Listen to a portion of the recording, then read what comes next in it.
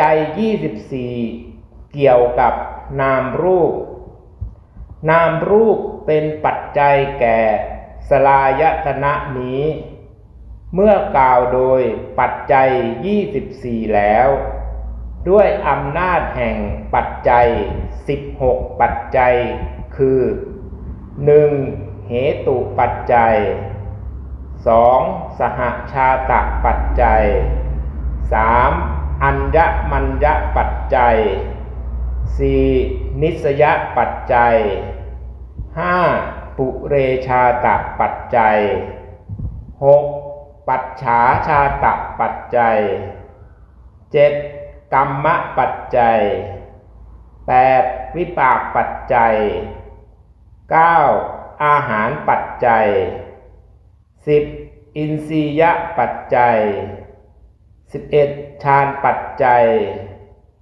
12. มรรคปัจจัย 13. สัมปยุตปัจจัย 14. วิปยุตปัจจัย 15. อัตถิปัจจัยและ16อวิคตปัจจัย